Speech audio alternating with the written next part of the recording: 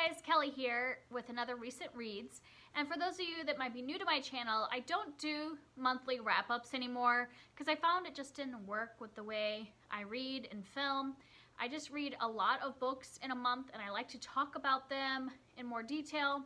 And so when I would do wrap-ups, they would go super long. So I found it's easier for me just to do recent read videos where I talk about the 3 or 4 books I read just recently so I can go in a little more depth without making a super long video, and that way I can do it more often so it'll be fresh in my mind and not just wait till the end of the month.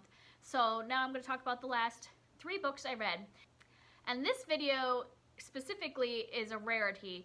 I ended up reading 3 5-star books in a row, so all 3 of these were books I absolutely loved, and they're also 3 very different genres, so I had a very varied and excellent reading week. So I'm very excited to be sharing with you these 3 books that I highly recommend. And the first one is Tell Me 3 Things by Julie Buxbaum. And this is a YA contemporary. I would say that it is kind of focused on the romance plot line, but has a lot of other themes as well. And I picked this up because I had read another book by her, What to Say Next, about a year ago. And I really loved it. I love the way she does do like a contemporary romance, but then adds in some deeper issues, family issues, grief issues, things like that. And this one was the same way. I've had this book for a while and been meaning to read it. And you ever have like one of those books you know you're really gonna enjoy, but you keep it on your shelf so you can like anticipate it? And that's what this one was for me. And finally I did decide to pick it up, and I did really love it.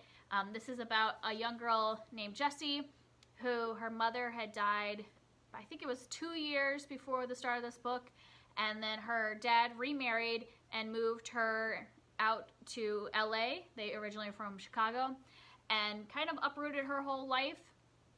She has to start a new school, meet new friends, has a stepmother and a stepbrother now that she hasn't really met before because they married kind of in a rush and brought the family together without really introducing them. So there's a lot of things that she's dealing with, a new situation, and also still grieving for her mother.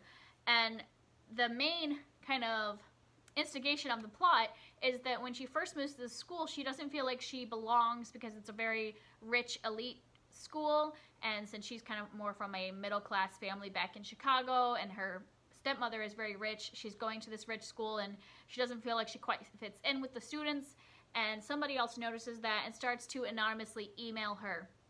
And this person names themselves Somebody Nobody. So she doesn't know who this person is, and they seem to want to kind of help her fit in the school, like kind of tell her who she should try to befriend and who she should avoid and things like that. Kind of become a guide to the school for her, but that person wants to stay anonymous. And so she develops this online friendship with Somebody Nobody, and they start to get really close through emails and IMs and develop a good friendship, I would say.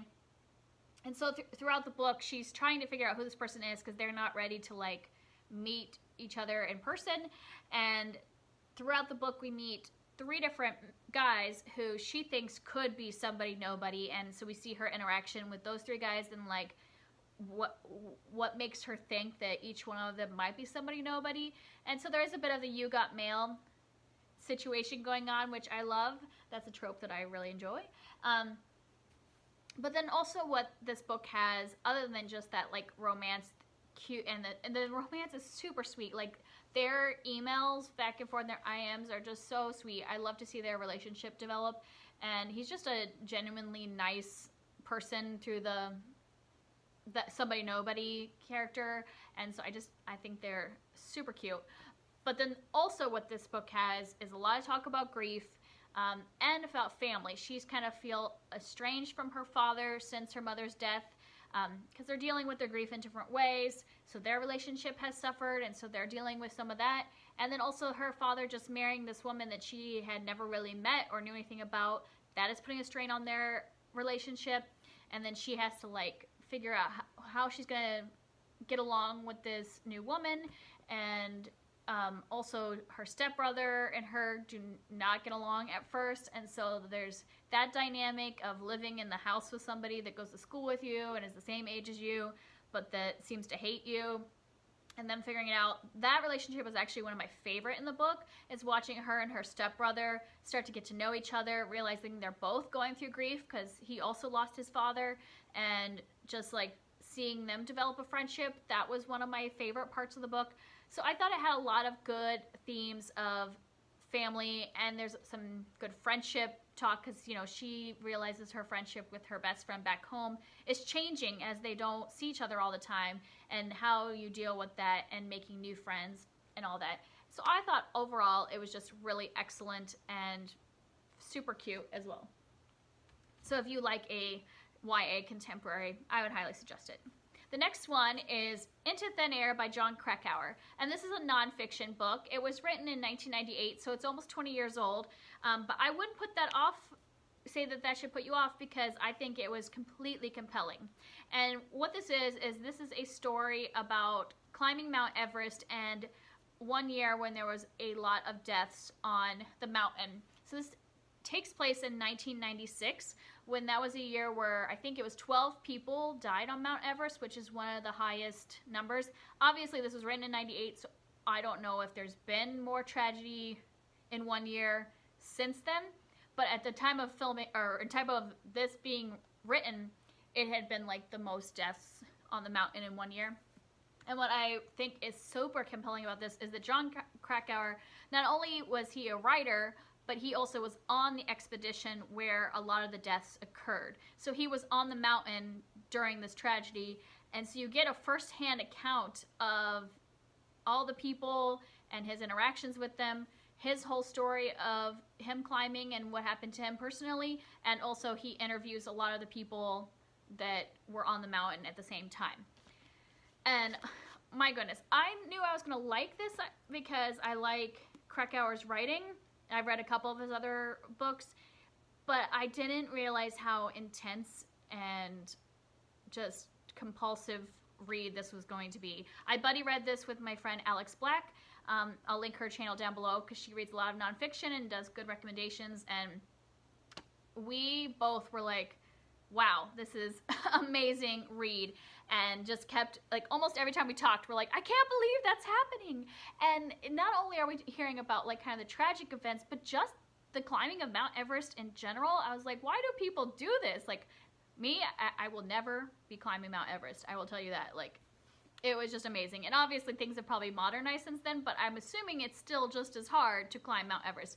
And just, like, some of the horrible things that have to happen, like just the, you know, oxygen deprivation and the way people seem almost like drunk, or like, you know, when you're oxygen deprived, that's kind of how you act. You're loopy and not thinking straight, so mistakes happen. People like forget to like clamp their harnesses because they're out of it from the lack of oxygen, and like it sounds like you can't really sleep very well at the high altitude or eat very much. So like by the time he was at the summit, he hadn't slept in like 2 days and hadn't hardly anything. And so just the things that people have to go through in order to climb a mountain like this, I was just amazed at every single moment and just so interested. And then I looked at a lot of pictures of like the area while I was reading this to kind of like see where he was, and I was just like, no, I will not be there. That's not happening.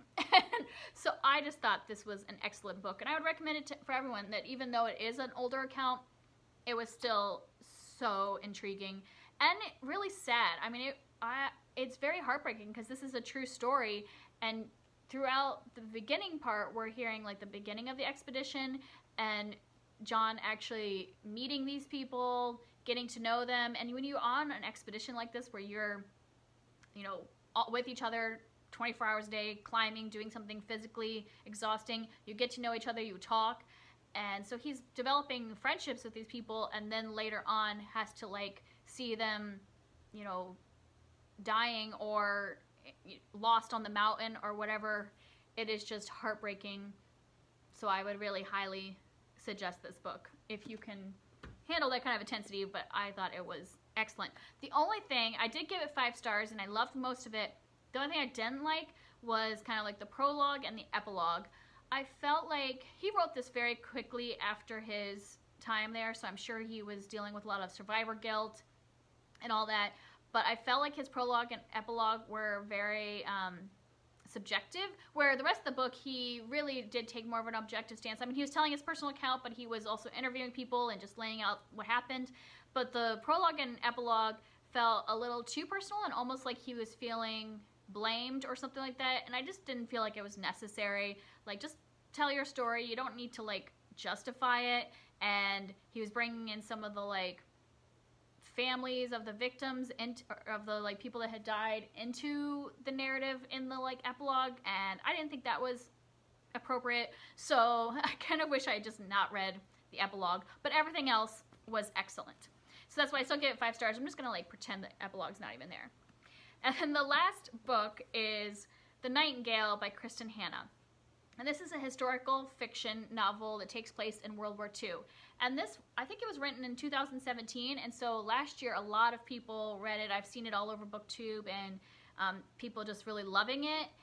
And sometimes when a book is overhyped like that, I don't like to read it because I'm afraid I'm going to be the one that hates it.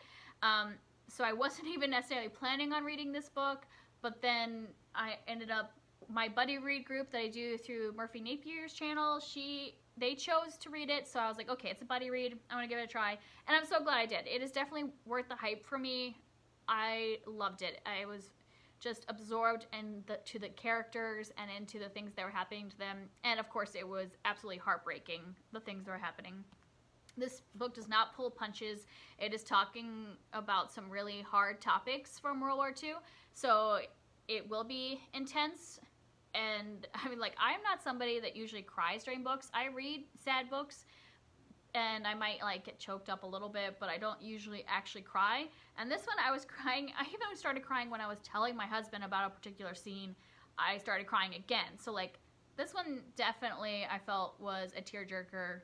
So be prepared for that if you read it. But this is about 2 sisters that are living in Nazi-occupied France, and they're different ages and different points in their life, and so even though we're following both of them and the way they come in and out of each other's lives, they have 2 very different stories during the war, and they are both, by the end I'm just like, these are both, like, super courageous women, and just the things that you have to do when you're in that situation, the things you have to live through. I just thought that their stories were so sad, but yet you can see, like, the need for stories like this of the people that, like, really didn't just take it lying down, that did their best to persevere through a really horrible, horrible situation. So I did really love this book and would recommend it, especially if you're somebody that likes historical fiction. And I'm not, like, a huge historical fiction person, and I still really loved it. I thought it was very easy to read. The audiobook I listened to, and the audiobook was excellent. The narrator did the French accents perfectly, and I could tell the distinctness between the different characters, so I would highly recommend the audiobook. It helps with a long book like this to kind of get through it, and I really enjoyed the audiobook. So those are my 3 books. I love them all. I would recommend all of them, and I think you should check them out if they sound interesting to you. I'll see you next time. Bye.